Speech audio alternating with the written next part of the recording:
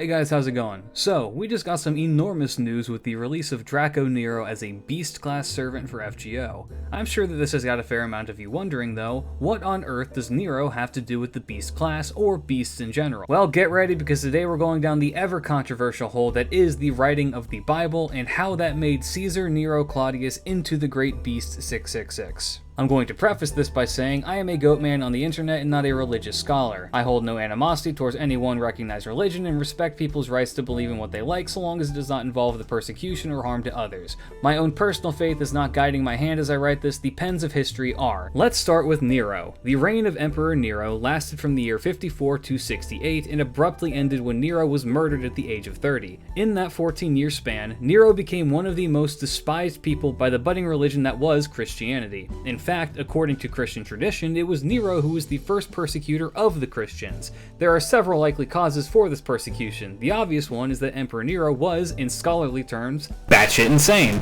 As a ruler, he was incredibly extravagant, and his extravagance was only matched by his own paranoia. He pursued the arts over acting for the government, and as an example of this, he was in such a constant need to be praised that he postponed the Olympics for an entire year so that he may participate in them. He won every competition that he was in by the virtue of no one else daring to try and best him, because they were aware that if they did, they would likely be executed. After his death the following year, Nero's name was struck from all Olympic records. As an example of his paranoia, near the end of his reign he converted to Judaism to appease the Jewish God after a child told him that God wanted the Temple of Herod destroyed, but would smite the one who did it. In specific, the child said, "I will lay my vengeance upon Edom by the hand of my people Israel." And Nero interpreted it as what I said previous. But what exactly does this have to do with the Christians? In the year 64, Rome caught on fire with 10 of its 14 districts immolating. While Rome catching on fire wasn't exactly a new thing, the scale of devastation for this latest fire warranted further investigation. While nobody was found guilty initially, a rumor began to emerge that it was none other than Nero himself who had burned down Rome so that he could rebuild it as he saw fit. From my own research, there is little evidence to support these rumors aside from Nero being mentally unhinged. However, this defamation could lead to serious political issues if the public believed it enough, and so someone had to be scapegoated instead. That group was the incredibly unpopular Christians. Nero accused them of setting Rome on fire in vengeance for the death of Christ some 30 years earlier, and thus rounded up Christians to be killed en masse. A personal favorite method of torture and execution for the Christians was that Nero would host lavish parties and that when it grew dark, he would crucify captured Christians and set them on fire so that the party could see. Other executions were more straightforward, with dogs ripping them apart in arenas for all to see. To further his damnation by the Christians, tradition states that the apostles Paul and Peter were executed by Nero, Paul being beheaded as a Roman citizen, and Peter famously being crucified upside down in a mockery of the death of Jesus. Naturally, the unjust killing of these two men who were close to their prophet did not sit well with the early Christians. Enter John of Patmos. For the curious, this is not John the Apostle, though some sources attribute them being the same person. This is because he is identified in the Bible simply as John. However, modern scholars attribute the work of the Book of Revelations to John of Patmos, as the timeline of it being written by John the Apostle doesn't add up.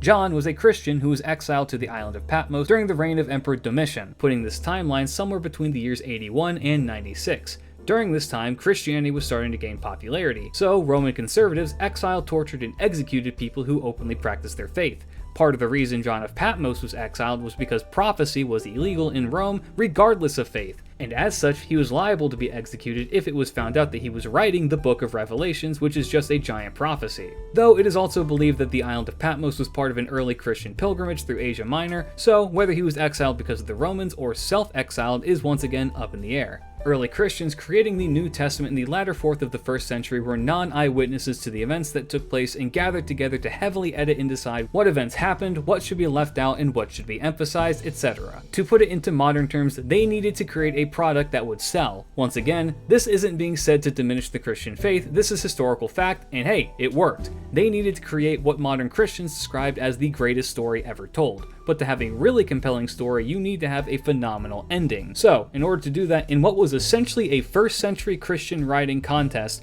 early Christian writers wrote prophecies of how they thought the world would end. You can argue about whether these were given through divine inspiration or from the mind of man all you like, but the results remain the same. To back this bizarre analogy up, I would like to present to you the Nag Hammadi Library. In the year 1946, a farmer named Muhammad al-Samon was digging in the desert for agricultural reasons and unearthed a jar containing fragments fragments, scrolls, and codexes of ancient Christians. There's a completely different side story to this man's life where he and his brothers were in the desert burying his father's murderer in a graveyard, but that's neither here nor there. This discovery unveiled multiple different potential submissions for the Book of Revelations, including the Gnostic Apocalypse of Peter, the Apocalypse of Paul, Marsanes, the first and second Apocalypse of James, and a few others. It is very possible that there were more examples, but some of the texts were used as cooking fuel and destroyed. Naturally, because we're talking about him, John of Patmos' Book of Revelations was selected. So here's the point that makes people upset when mentioning it, and reason for a disclaimer at the beginning of this video. The submissions for the concluding book of the Bible consisted primarily of content laced to make both a great story and also heavy anti-Roman propaganda. In all likelihood, these were not divine revelations given to a man on an island, but rather poetry strung together in a fashion that tells a phenomenal story, while also giving the first century equivalent of the middle finger to Rome. In this book, we are given the first mentions of the great beast 666. It is described as such. I saw it rise out of the sea having 7 heads and 10 horns, and upon his horns were 10 crowns,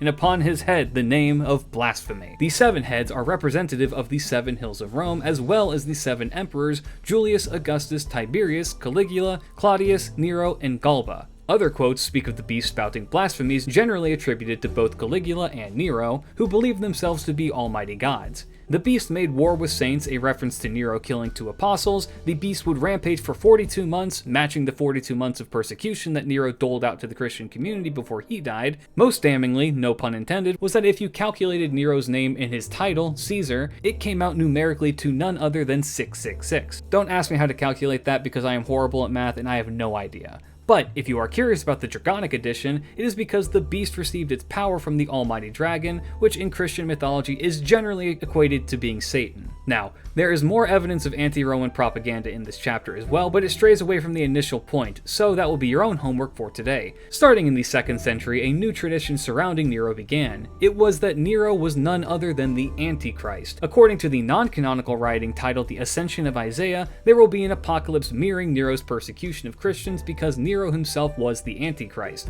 Note that I said non-canonical, but people still believed it. Regardless, other sources such as the Sibylline Oracle stated similar accusations and early Christians ran with it. It was furthered by the writings of Lactantius, who states some believe that Nero's corpse had vanished from his grave and that the beast was still alive and prowling. Note again that Lactantius says that this is not to be believed. Regardless of this though, the belief proliferated into the Christian zeitgeist, and soon Nero himself was directly equated with the great beast. To put it into layman's terms and to TLDR this whole thing, Nero was such an insane bastard that in a political move he angered the group that would become the most practiced religion in the world, and as the result of a separate set of rumors, his name has become synonymous with the most evil creature in Christian history. So, I hope that clears things up for you. This is very clearly a skim of the information that's out there, and I highly encourage you that you do your own research as well, but that is the short version of why Nero is equated with Satan and the Antichrist. Do all the YouTube stuff, check my links below. For now though guys, keep your chin up, peace.